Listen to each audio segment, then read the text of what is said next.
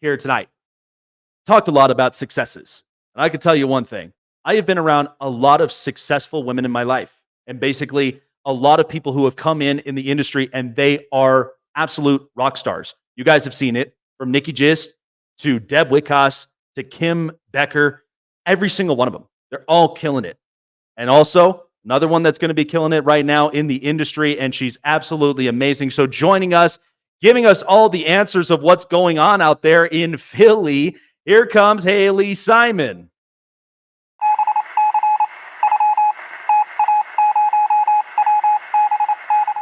Well, Haley, these playoffs have been nothing but entertaining. I think they've also have been very crucial to many extents.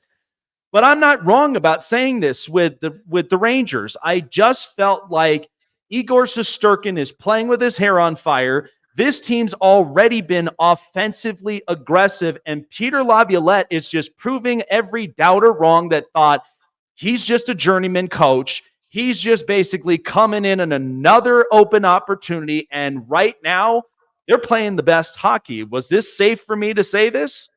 Absolutely. I mean, listen, as a Philadelphia person, I hate the Rangers, but I watch a lot of Rangers hockey. And obviously, Peter Laviolette used to be the coach of the Philadelphia Flyers, who wrongfully got fired. But this team is one of the hottest teams in the NHL. And I predicted that the Stanley Cup Finals will be the New York Rangers and the Dallas Stars. So far, that's coming true. And I was watching the Bruins and Panthers game. No matter who makes it to the Eastern Conference Final, the Rangers are going to win without a doubt. Yeah, it just felt like every other team, they're going to beat each other up. It's going to be bloodbaths all the way through, but the Rangers are sitting comfortably. I mean, they made it easy mop work against Washington. And I mean, Carolina, and I'll get to them in a second, but it just felt like, yeah, Carolina had some life in them, but there's just no stopping this train. So thinking about Carolina, I mean, fans right now are asking the biggest serious question. Is really Rod Brind'Amour the answer? I'll be honest with you. Not this past season, but the season before, we had arguably 3 really good coaching hires that fit into the identity of where they are right now. Paul Maurice, Pete DeBoer, and Bruce Cassidy. And right now, and we'll talk about that in a minute, but now Toronto has Craig Berube. I think they do. I thought that fit perfectly. But when I look at a guy like Rod Brind'Amour, here's my defense. First of all, he's been very, very well at innovating an offense where they can spread the puck around, open up some space, and give time for offense to be aggressive and score. I think he's very much has done this. Now, my only question mark has been goaltending situation, and at the same time, consistency. This team has been in the Eastern Conference Finals multiple times, and they have been in the second rounds and have been exits. If you are the Carolina Hurricanes, no matter how much this question often, like just the truth hurts itself, do you think this is basically time to just rip the Band-Aid and go in a different direction? What were your thoughts on this? Yeah, so all along I said, I love Brindy, and the thing is, he will not last, right? I think that there's been some problems with him and some management, and we all kind of knew that going into the playoffs itself. I think, honestly, the next couple of days, you're going to get that notification from Chris Johnson saying that the Canes parted ways with him. But that's not a bad thing for the Canes either. I mean, the Canes also have a lot of rebuilding to do, and not rebuilding in a sense of they're going to go lose a bunch of games. No, I'm talking rebuilding as replacing some of those older players on the team. They still have a lot of young talent. I'm a huge Sebastian Aho fan, one of my favorite players. I love Anderson and net. But, when you look at the Carolina Hurricanes, they do have depth. It's just more of what players can support some of these younger guys, and with these older players, maybe it's time to go. But no, Brindy will definitely be up in the market soon for a head coaching position if he wants to pursue that route and not go the TNT broadcast way. Yeah, exactly. I mean, my thought is because when you put together a resume like that, I mean, you're not going to go without a job. I think there's multiple teams. At first, I thought, well, if it was Toronto, I'd make a call because you got to make this group a lot better, because in the end, I've seen this group now multiple times and something is not working. But now they got Craig Berube. Hopefully this does work. We'll get into that. But there's multiple teams that's out there. Yep. And I'd say, Los Angeles, the Kings need a little bit of some rebooting and some retooling there. I don't think that's a bad fit, in my opinion. I think Winnipeg, after that embarrassment, Yep. you've got there's some pretty damn good jobs out there. Yeah. So, I mean, the market will be open, and I think it's going to be a really interesting direction that the Canes will be going into this offseason. It's exciting for them in a sense, too, because I feel like they're so close to getting what they want. So, getting a new head coach will open up a lot of possibilities. But of course, it's a little sad in a way because you have a guy that made such a huge impact on that franchise and you wanted him to succeed, but it just doesn't look like that's the right fit. And that's okay. I mean, listen, he got them to the playoffs. I think that's an accomplishment within its own. But yeah, there's a lot of head coaches out there that would love to take on that position. And there's a lot of teams that need a head coach. So it really works out.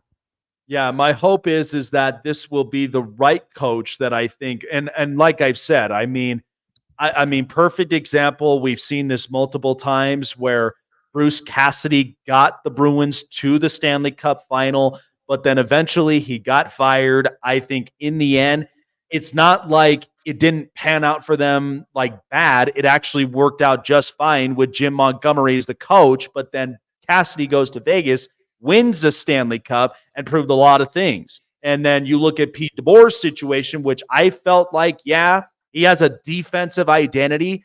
It's working right now with the Stars. And I think they are definitely the top teams right now in the Western Conference to get there to the Stanley Cup final. So usually identity and your coaching strategy and mesh, like how does that mesh with certain teams, is usually what's important. I say this all the time when it comes to players. You are like where you land really does matter, because in Yep. the end, you don't work in this, it's not going to work out. So this just broke in.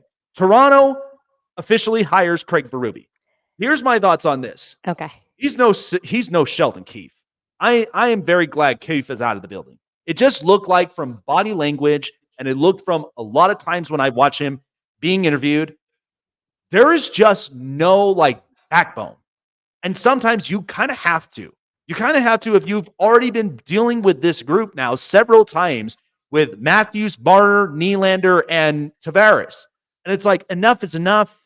We can't have these first round exits every single year. I've been comparing the Toronto Maple Leafs to the Dallas Cowboys. I say that all the time. Yeah, because It's true, though. it's a big brand, and it's like they're so stuck in old ways that it's just like it does not work. So hiring Craig Berube, I think, was great for a few things. One, do they now potentially rip the Band-Aid? And I'm looking around for some trade suitors for Mitch Marner, because I need to at least get some depth. I need at least some help somewhere.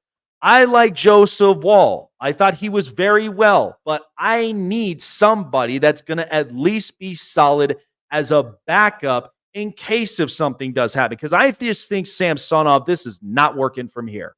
And you really got to now hold a lot of these players accountable. So thoughts on the Craig Berube hire? I think this is a fit for me. So I covered the St. Louis Blues, and obviously, I went through all the emotions of when the Blues fired him, wrongfully so, because it wasn't on him. But as we know, the coaches are the first ones to go. And I think for the Toronto Maple Leafs, and I put this out on a tweet, but they are so lucky in what they're getting out of Craig Berube. When Craig Berube joined the St. Louis Blues that 2018-2019 season, he joined a handful of games in, and he was able to get the Blues a cup. And why do I say that? Because the St. Louis Blues were the worst team in the NHL after January, which is like humongous that he was able to get them to the cup and win them that. So I think you're getting a coach that knows what he's doing. He spent a lot of time with Philadelphia. I saw him a lot in the press box this season with the Flyers, and he is not afraid to speak his mind. There's one thing about Berube in that he can control a locker room. So not only are you getting an experienced coach, but you're getting a guy that's like a vibe maker. And I say that in a sense that the Toronto Maple Leafs have this identity right now of being this first round exit, and it's a joke. It's all around the NHL. All you see is memes, all you see are jokes, and the players can pick up on that. And I think that you're getting a guy, seriously, that will turn this team around. And if there's one coach out there, and I said this all along when talking about, what was going to happen with Berube, he would go to a team that he can win a cup with, because I know Craig Berube well enough to know that he wants another cup. And he's going to do that with the Toronto Maple Leafs. Next 2 to 3 seasons, the Leafs will have a cup. And it's going to be because of Craig Berube. Yeah, and the hope of it is because you want to do right by Austin Matthews. I mean, he's in his prime, You have and to. yeah, and it's the same similar story I've even been saying about Connor McDavid, because this whole thing with the Oilers and like with their group and with their duo, this don't last very long. Nope. And I've been saying this multiple times where like we've been in that motion where we have watched Wayne Gretzky, Mark Messier go through that.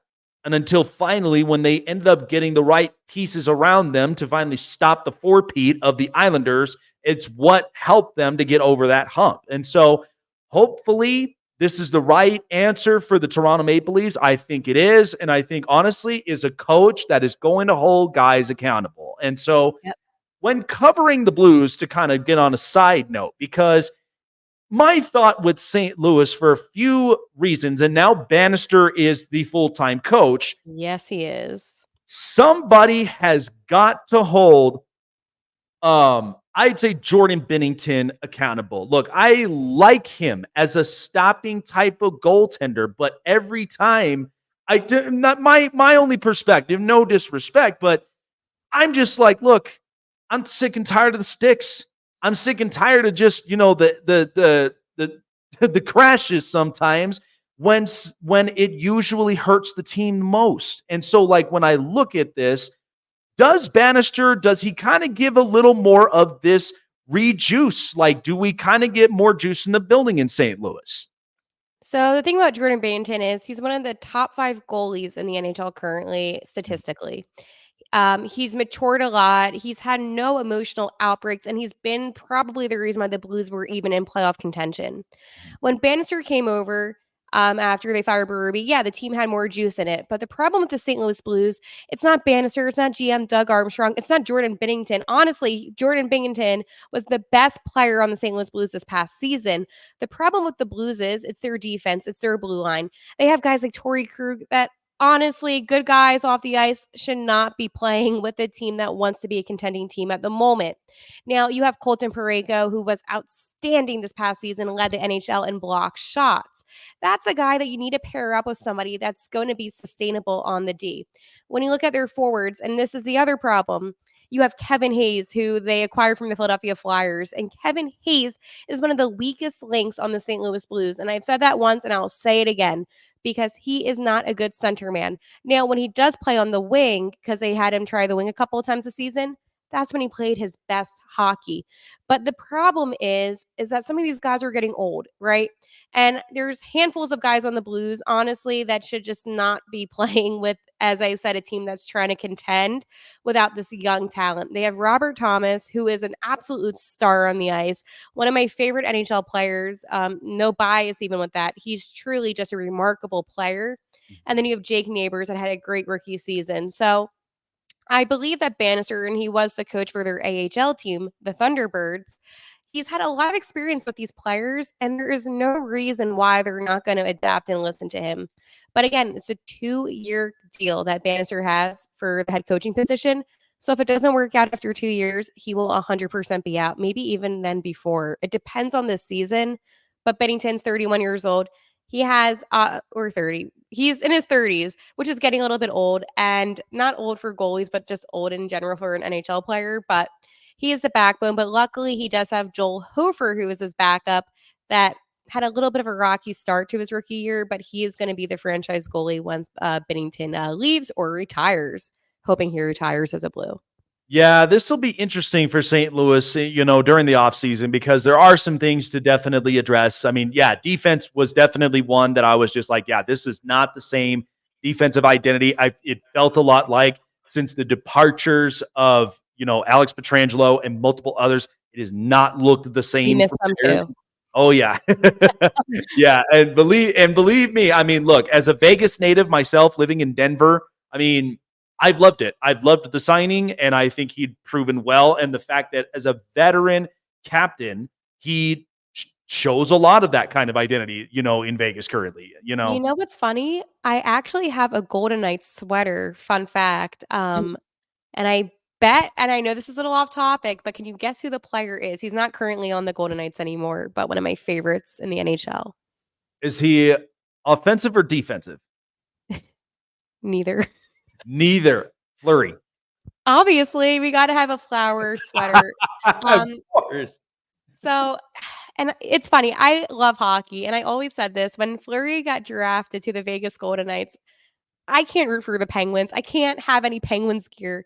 As soon as he did, I was like, you know what? I'm going to get a sweater. Then I began watching games, and I'm like, oh, the Fortress looks really cool. So I covered a game in Vegas this past season. And I think one of the coolest things, and people don't tell you this either about the Golden Knights and their fan base, is that when they're doing the national anthem, you might see it on TV, honestly, during the Yep. playoffs. But I'm not going to sing, but all through the night, and you chant night. It's one of the coolest moments and one of the coolest sports moments. So I have a little bit of a soft spot for Vegas. Now, when it comes to injured players coming back, and I'm joking. It was funny what Stone's wife did, though. Oh yeah, no. Listen, my hometown has always been notorious for being savage and no filter. And I have been to 18 Golden Knights games in my life in T-Mobile Arena, and the energy is outstanding. And yes, and by the way, I actually was able to interact with Fleury in person. Really? Yes, before he had to travel to Nashville, and I was hoping, and it was the first year of Fan Fest. And I was like, God, this guy looks different without the pads. I'm like, but he's classy. He's got his tie tied on tight, and he looks very professional. And but by that point, I was trying to get an autograph, couldn't get it. I'm like, dude, 2 seconds. I promise you'll be up on that limo. You'll be heading up onto the plane, flying just fine, and checking into the hotel in Nashville, and then go and play in the Predator. You'll be fine. But yeah, and it was a fun moment. He's a great guy. He was a great class act and somebody that very respectful in the league. That's why I was very disappointed with the PR department. That's just no way to end up treating a player. It really isn't. But yeah, and so covering the Flyers for his being close, I have a bunch of questions that need answers because I will say this. I don't think John Tortorella is a terrible hire for this organization for a few reasons. Because number one, Philly is ruthless. That is what they've always been. You play bad, you are going to hear it. And I mean, good Lord, we've heard that so much with Ben Simmons and Joel Embiid anytime that the Sixers are playing. We've heard that from Alec Baum whenever he had 3 bobbles at third base. And then all of a sudden, you got the Eagles where they ain't doing the push and everything. So that you're hearing all of this, but I will defend Torts for a few reasons. Number one, that's extremely hard to have to get a team that has dealt with injuries, that has dealt with inconsistencies, and has had a goaltender deal with personal issues. I'm not giving up on this project. I just felt like he was dealt the hardest hand out of those 3 coaches I mentioned earlier when it came to the hiring. I don't think this was a bad hire. I just think he's been dealt with bad cards. So how do you think the Flyers really got to address this? Because I'm just tired of seeing this up and down wave where they're hot and they're cold. They're so notorious for it. When do they start to build the consistency? I'm glad you defended Tortorella because I'm a huge Tortorella defender too. I think that he came into a team, honestly, that just was sucky. And I know that, Philadelphia fans are going to say, oh, well, you need a coach that's not as hard on the players and, healthy scratching guys that don't deserve it. Well, maybe they do.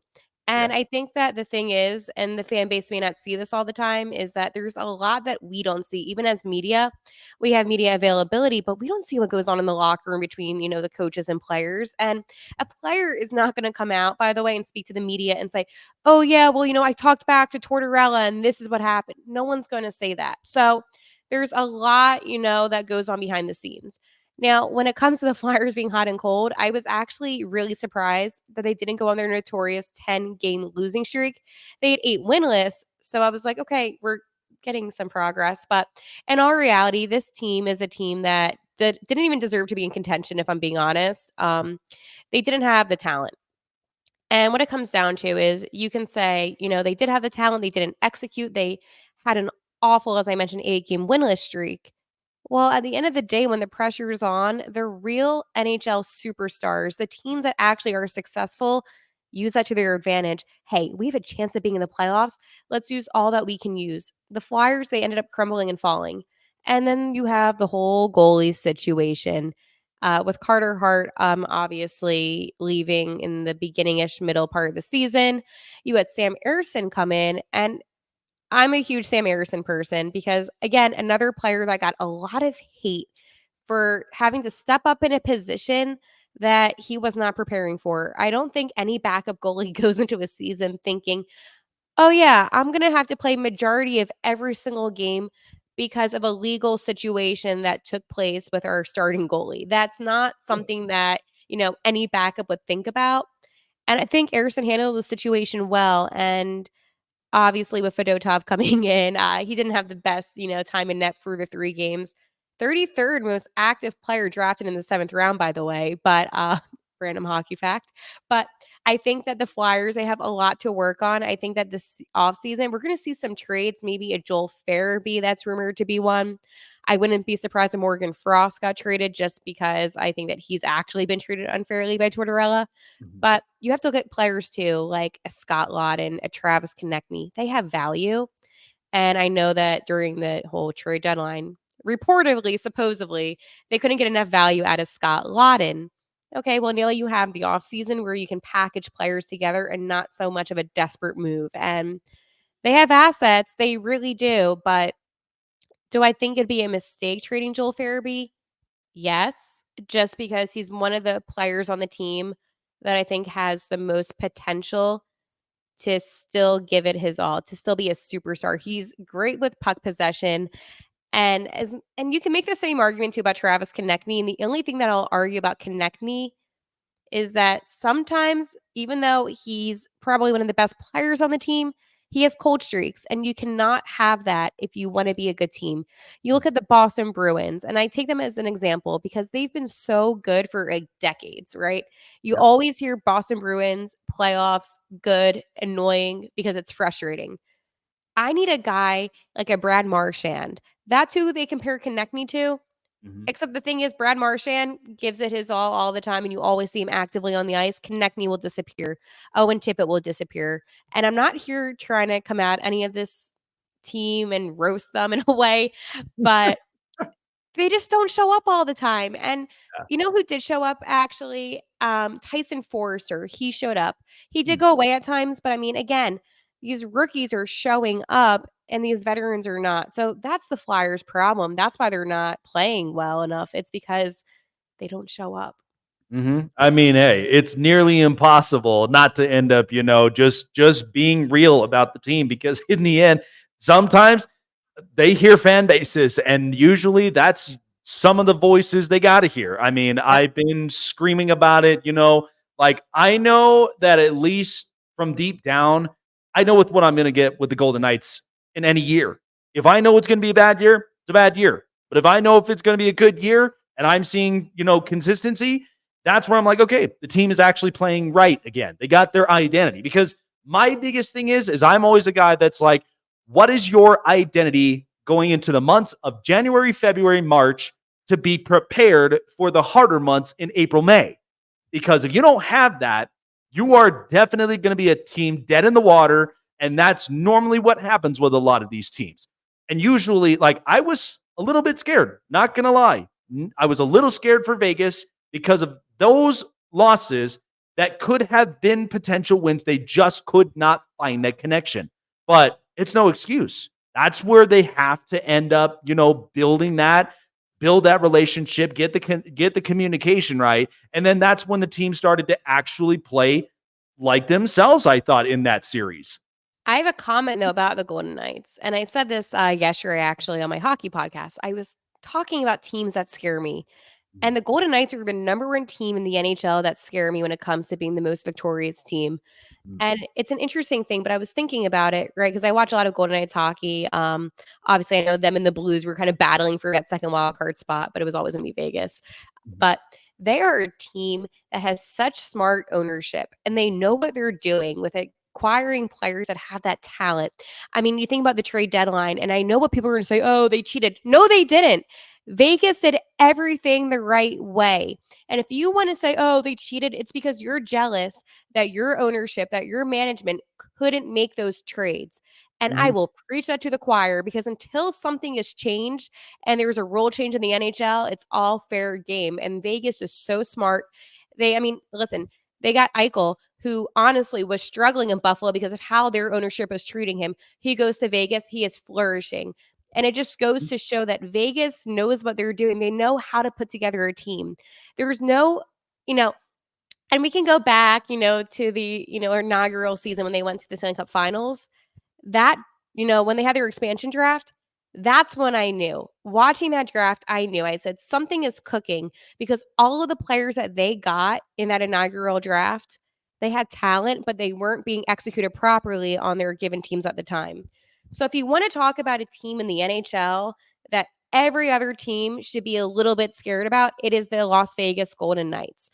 And even if some players end up retiring or they go away, they're still going to be good, because that ownership, that management, they know what they're doing better than any other hockey organization. And I think that if your organization isn't doing what the Golden Knights are doing, there's a reason why you're not in the playoffs. There's a reason why you're not having success. I get it. That first round exit, it sucks, right? I didn't expect that to happen. I mean, I kind of thought it was a little bit funny, just because I love the dramatics of hockey. But they'll be back next season. Oh, yeah. No I mean, doubt. they are definitely not a team that's going to be going away for quite some time. And you know what? Isn't it amazing that we got two minds that literally think alike? Because ultimately, I mean, I get tired of this narrative of basically like, they are manipulating the LTIR. Yeah, so is 16 other teams who have done this too. They And all like, do it. just be better. Like, I'm looking at Colorado, and they've got Gabe Landeskog in the LTIR, and yet they still got Casey Middlestad and multiple players. So I'm like, it's not this hard. Sometimes you have to look at your ownership and be like, where's the money, bro? Where's that money you promised us for, at least for these players? And I mean, good Lord, New Jersey just fell off a cliff. And the only team I'm excited that was the worst yet best team was the Buffalo Sabres. Yep. I think they arguably have the four best defensemen right now. That's going to be a killer group. And I do think my hope is Lindy Ruff gets this right, because Buffalo, they've got to at some point shape this up to where this team does make the playoffs. I think this has been kind of the narrative of like, well, we're going to get there, but yet you don't get there. At some playoff drought, it's crazy. It's crazy. And, I'm a Sabres hater just because of what they did to Jack Eichel. Yeah. I hate any organization that treats a player the way that they did with him. And Chris Johnson from the NHL Network, TNT, he had a great one-on-one interview with Eichel when he first got, traded to the Golden Knights. And I think that some of these organizations, they really do not care about their players, and they take advantage of them fully. And I get that it's a business, but if you want to have success, you need to treat your star players right. So I'm hoping, for the sake of the Sabres, that they're able to treat the players that they currently have the proper way, or else they're going to want to get traded like Eichel did. And that's the problem. If you don't have players that want to be with your organization, then, I mean, is there anything else to say? I mean, look at the whole, Torrey Krug situation. He didn't want to come to Philadelphia. Mm-hmm. Yeah, and I mean, like I said, you got to figure it out before they become damaged goods. And usually Vegas has been notorious for being, the kind of team that finds diamonds in the rough and that basically shape them to where they are. And so, like, they'll be back. They will definitely have the strength back. And then my only hope is you got to get this Marchessault contract going, because in the end, you cannot afford to lose. Yeah, you cannot afford to lose. I'll take him for any of the teams. Absolutely. And like, he's been the pillar of the success that started this franchise. And so, like, you let him go, this locker room ain't going to feel the same. No. And so that's and sometimes those have always been question marks. I look at Kelly McCrimmon each time, and I'm just like, what is he waiting for? Like, My thought is, I think Alec Martinez, rightfully, he should retire. You got Stanley Cup championships, like rightfully so. So there's going to be some money that's going to open up. But I think you kind of have to get rid of some of the inconsistent players that, like, you've used up the juice. It's time to basically get the value that you can. I've said it arguably. I wish they would have traded Max Pacioretty earlier. And yet all of a sudden they didn't. And then they just kind of got hit. They lost one of their youngsters in Dylan Coghlan. And it's like, this doesn't make any sense to me. But hopefully they can figure that out. But when I look at right now the current state of the Stanley Cup playoffs, I mean, there's nobody getting past the New York Rangers. I think you and I both agree. But when I look at, and a team in particular I live in, the Colorado Avalanche, Nichushkin, that is probably the biggest loss for them because, and I think honestly, you need to rip the Band-Aid off this because this is what hurts your team the most. You go into the players' assistants and you're supposed to end up building a track record that is going to get you back on the ice. And I think ultimately he's been tampering with fire. And so when I look at the Avalanche, it was fun when it lasted, when you had that 24-goal series against Winnipeg, and now you're being shut down by Dallas, and they're playing tonight. I think this is over. I think this is where Dallas really kind of got them at this point. And it's unfortunate what happened with the Avalanche. Obviously, that program's there for a reason. But, even the response from some of the teammates, it just looked like it was a little bit of an iffy situation. And I don't know anything personally, so I can't make any comments. But what I can say is that they did have a good win the other night, which was a little bit of a surprise for me, at least, because I just expected the Stars to win on home ice. But yeah, Dallas is going to take this one. And I think for the Avalanche, it's an unfortunate situation. And it all really just comes down to certain players not playing. And it's just unfortunate timing. It really is. Because if he was in, it would be a really good series, but he's not. And you cannot, and I and I always laugh when I say this, but with McKinnon, while people will say, and you can make the argument that he's one of the best players in the NHL right now, one player isn't going to change the outcome of your team unless like you're Wayne Gretzky. Yeah. And no, that's very true. That's very, very true. I mean, look at the Oilers. You have McDavid and when's their cup parade? Oh, wait, no, because they cannot win the Stanley Cup for whatever reason. Edmonton always chokes. Always. Yep. And it just feels like they have not addressed some of the important areas. I mean, good Lord, I've been looking at their goaltending. I've been looking at their defense. And it's like there is just no justice. And look, I understand you give Ryan Nugent-Hopkins his extension, but it just feels like there is not any players outside of Zach Hyman that I thought Zach Hyman, he works. But there's nobody outside of this that feels like this meshes with this group. No, it feels off. Yeah. And you can tell it with the way that they play. Yeah. And that's when, this offseason, it's going to be another huge offseason. The problem is the playoffs are make or break, and you can truly see the weak parts of certain teams. Mm-hmm. And I think that this is a huge wake-up call. If your defense isn't showing up, you're not scoring, something's not clicking. Yeah, and this you deserve to win. It's very, very true. One final thought before letting you go. So, hockey has officially hit the state of Utah. I am kind of surprised it hadn't happened sooner because I've traveled to Utah and I've camped there multiple times. Okay. Love the weather. I want to go to Utah. That's on my bucket list. It's honestly, it's beautiful. Honestly, if I could compare it, it kind of compares a little bit to Colorado weather. It gets cool. Like you could breathe in the weather, whether you're in Cedar City or St. George, or even you're all the way up in Salt Lake City. I mean, you're getting gorgeous weather all the way around, best scenery, best places. But I feel bad for Arizona fans for a few reasons. I feel so guilty. Yeah. I mean, for one, why in the hell is a franchise playing with their colleagues at a college, arena, which just does them no justice. And then they end up saying, hey, we found the land. We're going to find it over in Scottsdale. And all of a sudden the Scottsdale mayor's like, no, you are not touching our well water. Like, I'm like, really, dude? Like, you do realize these are panels of ice that they're dealing with. It's not Right. stealing away your water. You either do or you don't want them there. So I'm just hoping, because now with a franchise in Utah, I think it's perfect because we've tried this with Atlanta. And I think some people are still kind of screaming the Atlanta Thrashers to come back and all that. Yes. We tried this, but Yes. Me. yeah. But like when I look at Utah, my hope is I feel for the players. I feel for the fan base. I mean, how do you really see this situation going on? And in your opinion, do you have at least a catchy name? Because I cannot figure out any single name I could even give for Utah.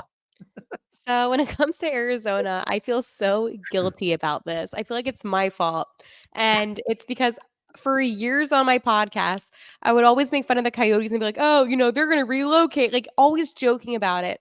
And then when it actually happened, I'm like, oh my goodness. Like I feel Mhm. awful for the 5 fans because that's what it truly was. The fans, and I know that there's fans, and I'm not trying to hurt Arizona fans, but they should have just showed up. That's what it comes down to.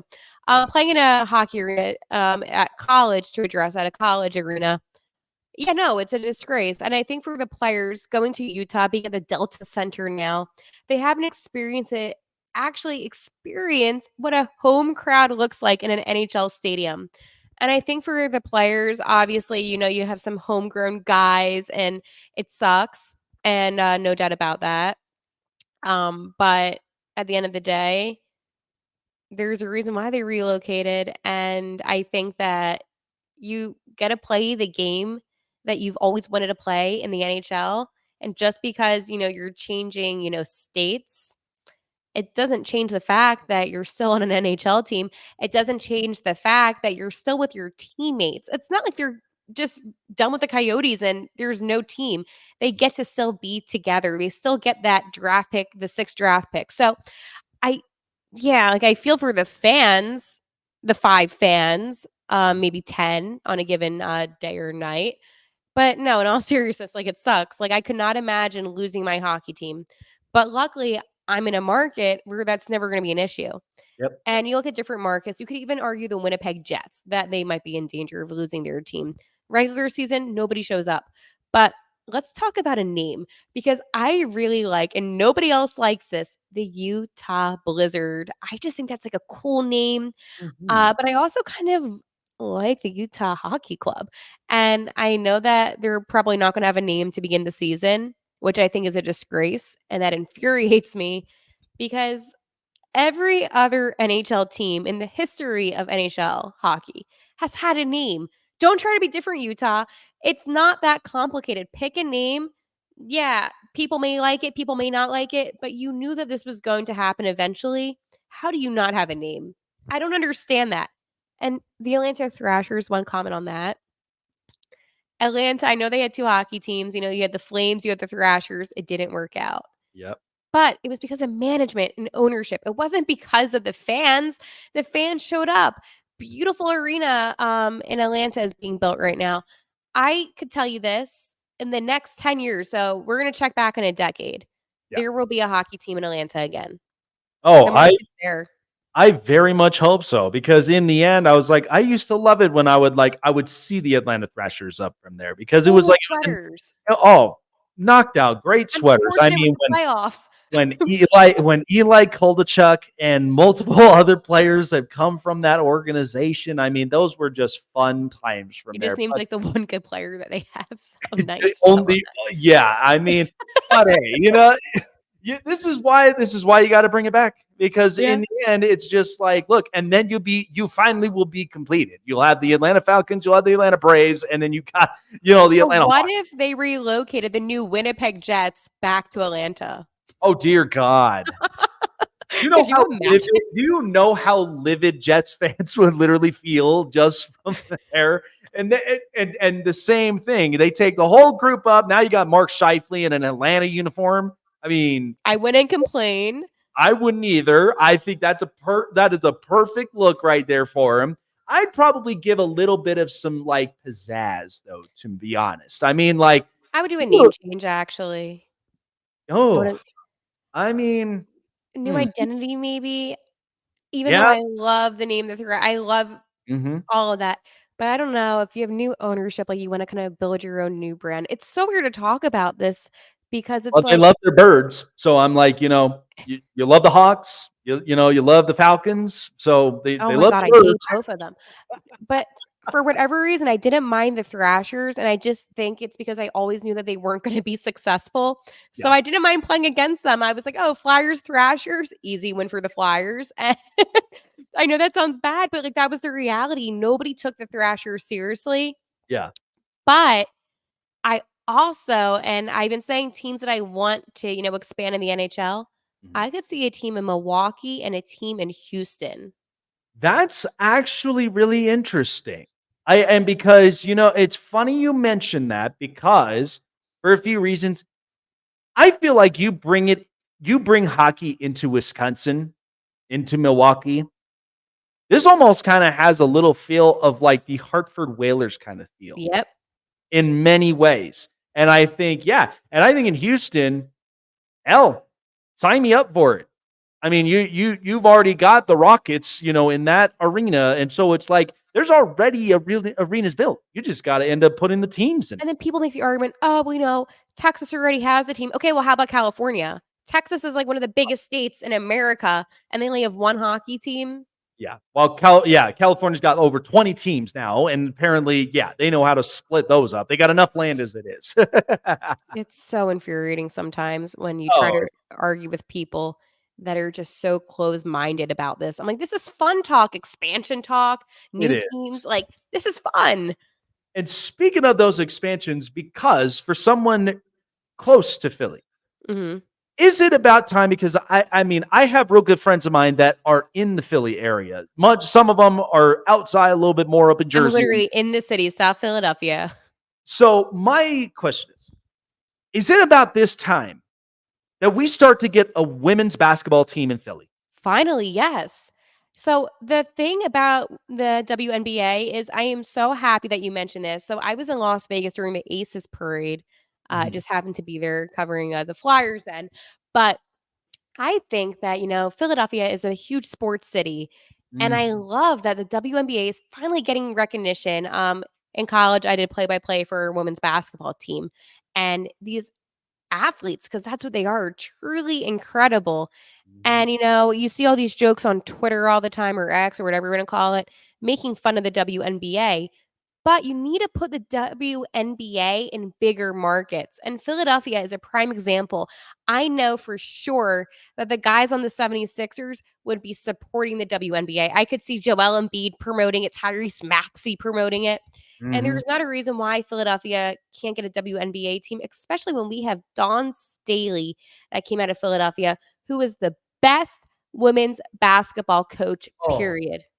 Oh, So, she'd be the best for that job it'd be because so because honestly, I mean, I'm watching Becky Hammon Yep. literally do her best job. And being around Greg Popovich, I would very much vouch for Don Saley to literally lead that team because I It'd think be that awesome. works perfectly. But yeah, I mean, think about it. Like everybody says that, but yet women's basketball had the most rated views. Thanks, Caitlin Clark. Like Yeah. we've had that many views, and it's so like it makes me happy inside to know they are getting the recognition. Eventually, they will get more new money because of one reasons endorsements, Yep. style, and at the same time, like it just had the feel of like what the NBA I've always watched was what it was about. And so it was like, you're going to complain about this, but look, what am I really getting in the NBA at this point? I feel like our next domestic star has to be Anthony Edwards. It has to be. Oh, I love Like, Anthony Edwards. He I, lo- reminds I, me of oh, some old school basketball. I love watching him. he He's does, closest and thing I to, like, mean, MJ. yeah, and he's out there taking souls. He's putting up, a 45-point annihilator against, Denver last night. I'm like, yeah, this has to be the guy because we are now getting a lot of competition in the international pool that it's Yep. just like, when are we going to start to step up a lot of our products? I think a lot of this is Adam Silver. You got to get this right Yeah. because this one and done deal, John Calipari, doesn't work. It doesn't No, work anymore. You got to build these guys 2-3 year plans in college. This is why the NFL is so king, because these guys have already been developed for about 4 or 5 years. And these guys are already primed up right now to be starters, even as rookies or even be second stringers, but they've developed the best products. Whereas, like in the NBA, I'm not hearing any of these stars until year 4, year 5 of their careers. Like this is embarrassing to many points, but it's because, but again, this is why the NFL is blowing away the competition. They now are signing contracts with Netflix and all, and then like you got to get this right. I mean, I want to see domestic stars play at their best because I just have not seen this now for like the last 5+ seasons now. Yeah, no, definitely infuriating, and that's the thing. I mean, I look at a guy like a Tyrese Maxey, Mhm. and that's what the NBA needs. And the product of the NBA, which makes it a little bit frustrating and hard to watch, is just how the leagues turn from, actually being basketball to then being, every 5 seconds is a penalty. Yep. It's so boring. There's And it flops and there's cryings and there's yeah, You there's just there's play all the game, play basketball, and I think that's what you're seeing at the WNBA. You're not seeing all of the flops, as you mentioned. You're not seeing Mhm. all the dramatics. You're seeing people playing basketball, and that's That's the right. product that consumers like you and I want to see.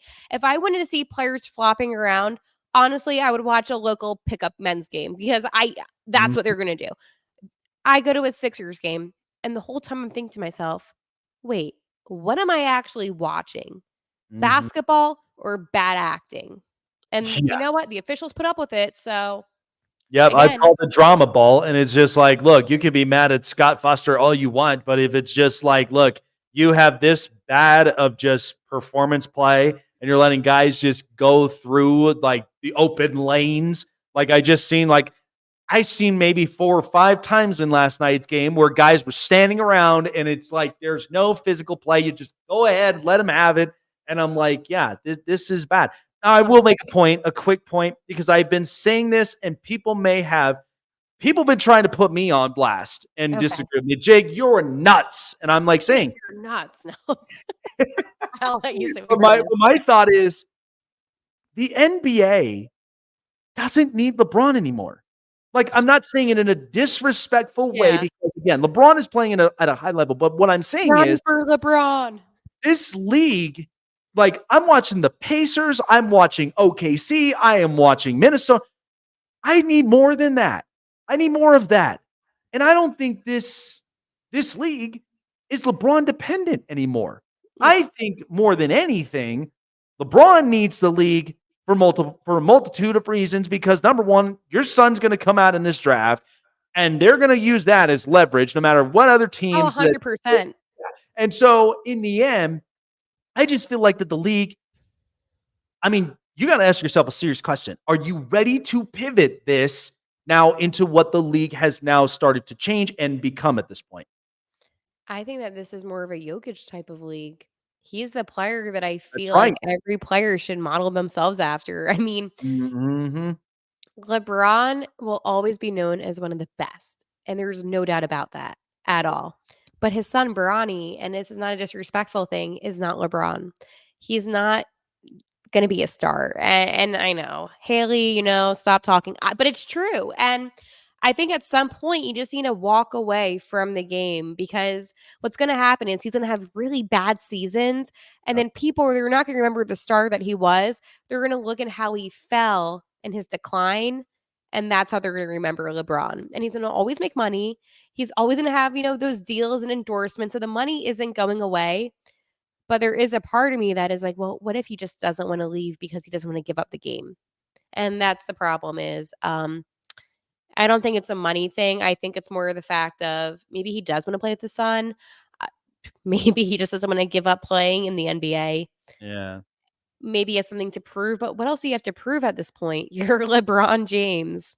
Well, you're certainly proving to us that apparently 10 coaches is not enough in your career, at least for a 22-year span. And now we're going to have JJ Redick ended up, coaching this Laker team. Which is crazy, right? Like Like you I, think I about it. just, yeah. And I'm like, look, if you're going to make this right with this, I mean, you try to get Spoelstra fired. That was never going to work, especially not when you got an owner like Pat Riley, who has coached this Laker team and was very much was going to let you know there is no crybabies in this building. Right. I mean, look, if feelings get hurt, sorry, man, but you know what? That's true. That's the name of the game, though. It, Everyone's feelings are gonna get hurt. Everyone's gonna be upset. yep. But you can't always call for people being fired. I mean, if I was upset every day and I could call for being people fired, I Mhm. wouldn't have a job. I wouldn't have friends. I wouldn't have family because we always get upset. And the problem with LeBron is sometimes he looks like a little bit of a crybaby. And that's not in a negative way, but it's the reality of what it is. You don't see Jokic pulling that because Jokic takes accountability for his own actions. I also think he looks at the NBA as a 9 to 5 job. But besides that, you don't see that out of him. You don't see Joel Embiid calling for coaches to be fired. I mean, James Harden, I mean, that's different. But that's the only other player that I feel like kind of you can compare with. But you got all the great ones. Anthony Edwards, who's going to be an absolute star, already a star. You don't see that kind of personality coming out of him. So Nope. yeah, it infuriates me because calling for coaches, calling for anybody to be fired, it's just a reflection of, hey, maybe you just didn't show up and play the game the right way.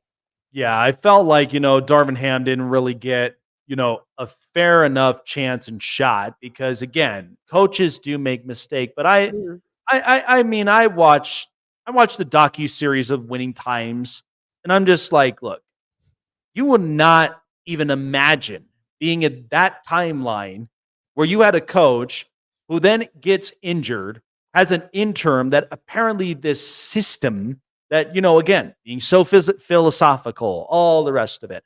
Yep. Yeah, my best player in Magic apparently is not meshing with this. And so sometimes you kind of have to rip a band aid. But if you supplement it with a coach who relates, who gets the best of his players, doesn't take no for an answer, I miss those days of the Lakers. Isn't any NBA coach these days? I mean, think about it. I mean, Spoelstra seems to always have the job. Yeah. And it's just like, look, it don't matter. He could have LeBron, he can have D Wade, he can have, Jimmy Butler, he can have Bam. He still is shown like he's been the top coaches for a very long time, much like I'd say Greg Popovich. I Yep. mean, he producing the defense as it is. And no matter how many times that we say, well, if only Kawhi was available, well, let's be honest, he's not. He's not. I And wish. and all it's doing is it's making PG look bad. So, so there's again, I can ramble on for this for days, but I'm just like, in the end, basketball just needs to get better. And right now, you know what? Guys, respect the women. Respect Yep. the women that are basically not just killing the sport. But look at some of the, the jobs that you said this before when it came to successes. Where do you find that? How do you shape that?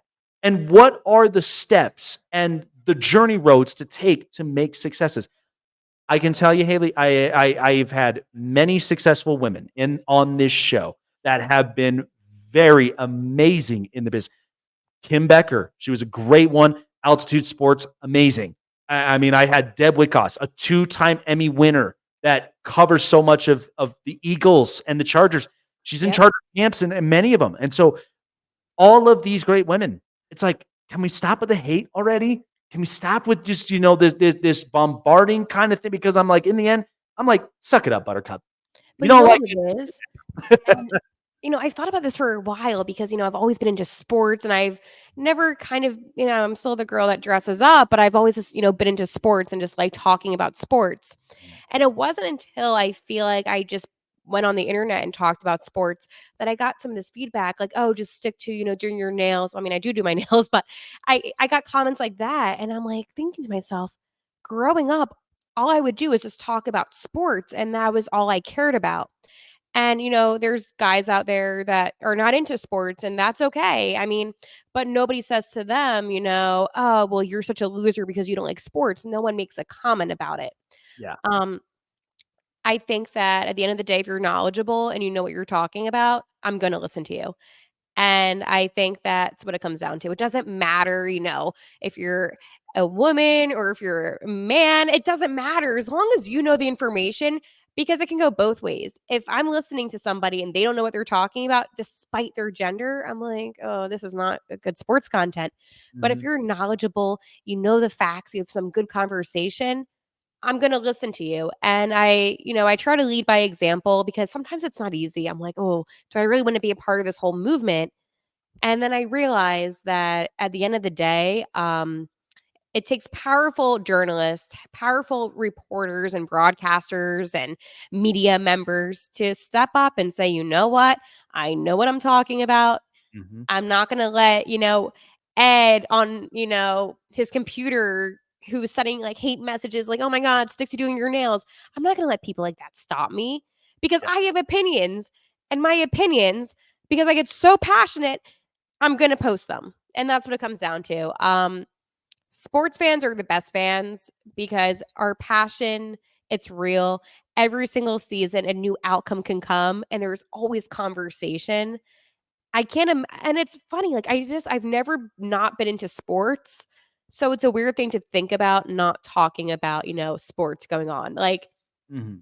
I think about I was going through my closet, I'm like, "Oh my god, all my clothes are just, like, sports t-shirts." I'm like, "Geez, like, I need to go shopping or something," but I mean, I'm glad that you brought that up because I could go on about it, but at the end of the day, just know what you're talking about. Doesn't matter what you look like, who you are, just don't be an idiot. I mean, I've always said this, and especially and take it from somebody that I've basically have nabbed myself. I've been I mean, again, I'm wearing the title of America's honesty mind. I mean, Yeah, I have to because in the end, you're not going to find somebody that's going to give you a balanced, unbiased opinion that makes sense for yeah, both sides. And like, look, many people, I'm like, look, I don't have to show my fandom. I know I'm a Chargers Golden Knights fan in behind the scenes, but I could give an honest opinion even of those teams and of all teams. yep. That's not easy to do. And I gotta hold a lot of these players accountable for a lot of their performances, what seems to be going wrong, all these things. But I will say this, and especially for for a lot of the amazing women that are out there that are making a killing in the industry. As I always say this, I'm like, because even I have to tell the fellas over there, I'm like, look, she's knowledgeable. Yeah. If she's got that, and she's got an attitude, and she's got style, watch out for that. You That's know right. that that's going to be a great asset in the end. 'Cause And it's that's all that I entertaining. look. Yeah, it's entertainment. That's what I'm saying. I'm like, and so they're going to trash talk. I'm like, look, you're just doing me a favor. You're just helping me to end up meeting my viewership. That's all you're doing. And it's funny because, like, on TikTok, like, I've gone viral a lot, especially when it comes to my birds. I'm always reacting to the games, and it's one of the coolest things. Is I had this moment where, in the beginning, it used to be like, "Oh, just stick to shopping."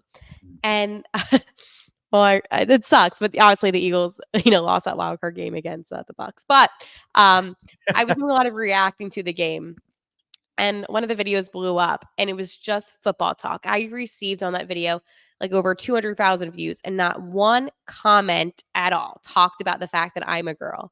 Mhm. And for the first time, I was like, wait, it finally makes sense.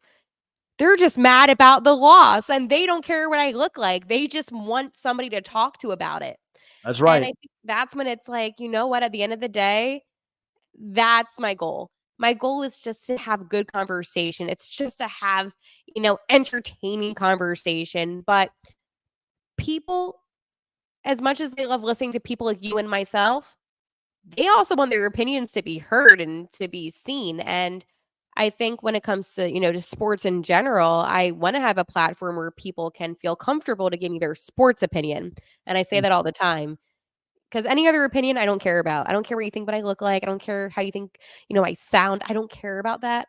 Yep. Just, man, if there's a loss and I'm upset, can we just react to the loss? And I think that finally happened. So it took some time, but the day I I, say that I yeah, say this to people. I'm like, if your authenticity outweighs the negativity of others, that's all that matters. yep, Because in the end, listen, I don't need to have people to love me or like me.